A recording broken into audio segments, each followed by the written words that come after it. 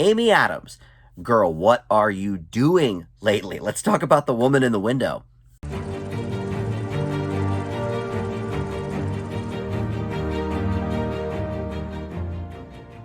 Hey guys, Dan here. This is Dan Reviews It. Welcome to my spoiler-free review for the new Netflix film, The Woman in the Window, starring Amy Adams, Gary Oldman, Julianne Moore, and others.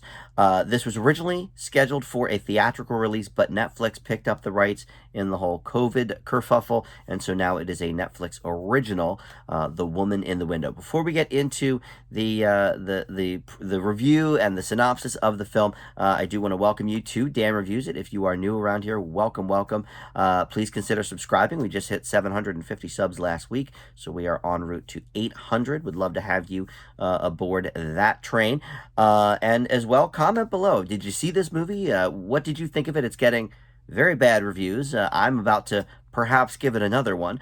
But what did you think of The Woman in the Window? Comment below, and we can talk about it. So this film is based on a best-selling novel from 2018. It's a psychological thriller. And like I said, it stars Amy Adams. She plays Anna Fox here, who is an agoraphobic. She, cannot basically go outside, will not go outside. And she's a child psychologist as well, who finds herself keeping tabs on this family across the street who seems so picture perfect. She meets their son at the beginning of the film, the 15 or 16-year-old son. But everything goes awry when she witnesses a brutal crime from her window into theirs. She also has a dude in the basement played by Wyatt Russell, who is, living there, giving her rent, but also, giving her groceries since she can't go outside and fixing things around the house. And they have a very, very odd relationship as well, because she's sort of delving way more into his life than she should as well. And of course, she's got her own problems. We see her talking to a psychologist of her own, or psychiatrist, several times throughout the film. So, all right. First of all, this movie is written by Tracy Letts, adapted from the book, but he wrote the screenplay, and I had recognized that name but wasn't sure from where, so I looked him up. He wrote the original screenplay for August Osage County. I never saw the show, but I love the movie. It was an A+ movie from me. It just narrowly missed my top 25 movies of the decade. I really enjoyed it. So, obviously he's got some talent. And then the director, Joe Wright, now he's a bit hit or miss for me. He has done some things that I've enjoyed, at least moderately. He did The Darkest Hour, which won Gary Oldman an Oscar, which explains why he's in this movie, because they obviously have good working relationship together, but maybe he'll rethink it after this film. I'm not sure. But Joe Wright also did the horrible the Peter Pan movie from, I think it was 2015, with Hugh Jackman and Garrett Hedlund. So that's terrible. He did Hannah in 2011, which some people do like. I didn't particularly care for it. So definitely a spotty resume for him, and this movie does him no favors. And then let's talk about Amy Adams, because I sort of mentioned up top there, Amy, what are you doing? This is now her second movie in a row, both for Netflix too. Now, again, this was supposed to be theatrically released, but Hillbilly Elegy was out last year, and most people hated it. Now, I liked it more than most. I gave it a C+, which many people thought was generous, but her performance in it was one of the weaker elements, I thought. I thought it was just begging for an Oscar that was never meant to be. Now Glenn Close got nominated at the Oscars for that movie, and I thought that was deserved. She actually also got a Razzie nomination, which I don't think was deserved. But, Amy Adams now, I think, is at this weird stage in her career where they're not really giving her, romance movies, for example. And she was never huge on those anyway. But, 10 years ago, she did Enchanted and Leap Year. And so she did a few of those. But then she started building her resume with all of these really rich character roles like The Fighter and Arrival. And she was getting Oscar nominations and such. So, at this stage in the career, is it time to do a psychological thriller? Jessica Chastain did it with Mama. which was a much better film than this. Why is this movie so bad? Let's talk about that.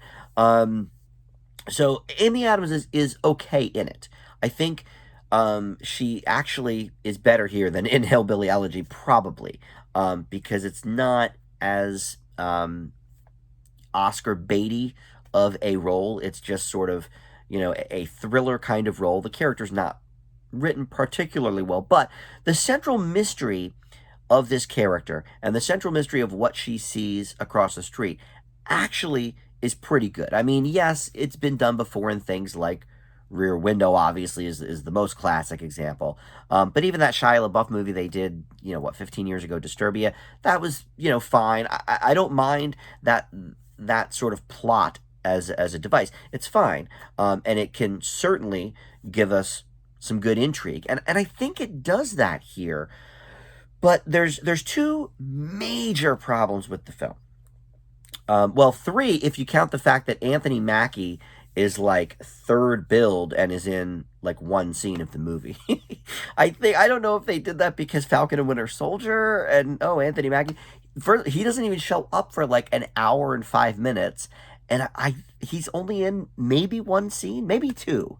But so that's just not cool. I mean, I don't necessarily take off a movie score for where they place the actors, but I mean that was just like baiting us to watch this movie, because I think he was even in. I don't really watch previews, but I think I did see a trailer after I was done watching a Netflix episode. They showed a trailer, and I saw he was in it. And I was like, oh, I like him. He's in it for very, very, for 3 seconds. But anyway, aside from that, that's sort of an ancillary gripe. But the tone of this movie is all over the place.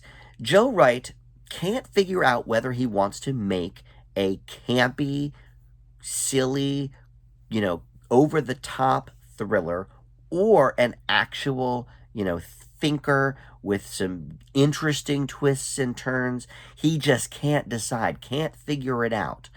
And so it's a little jarring when you have something in the movie that ends up being, I think, unintentionally funny or hilarious, and you're just like, well, that came out of nowhere, and it doesn't match with the rest of the tone of this movie.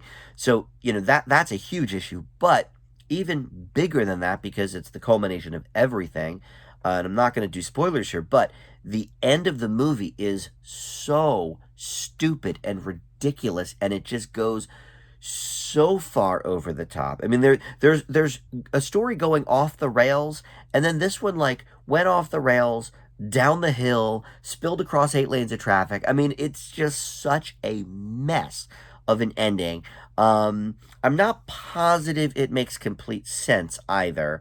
But there was so much going on that it's not like I sat and, pensively thought about it for an hour afterwards.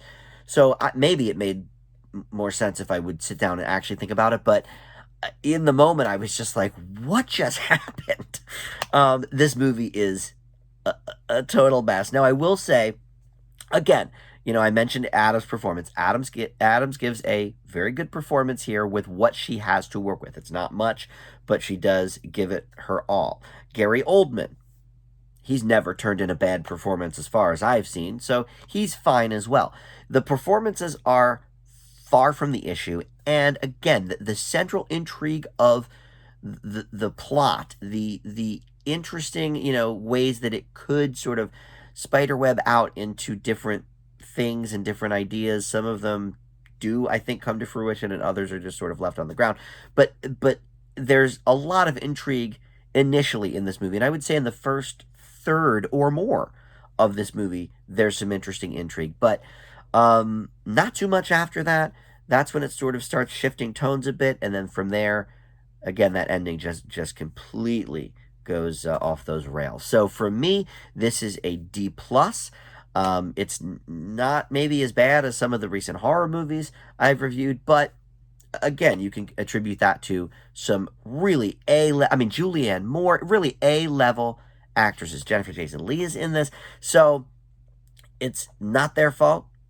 However, Maybe they could have picked a better movie. I don't know. Maybe the book is much better. I understand the book actually isn't too big either. I think it's a pretty like thin narrative book. So maybe they stretched it to make it into a 2-hour movie with some random things. I really don't know. But in any event, this is one I think to avoid. Amy Adams needs to wow us with her next movie. I'm not sure what's in the pipeline for her next, but I'd love for it to be something much, much better than these last couple of things we've seen. Get us back to the Arrival days and the sunshine cleaning days and the fighter days that we know and love from Amy Adams. So that will do it for me. Thank you so much for watching, and we'll see you next time.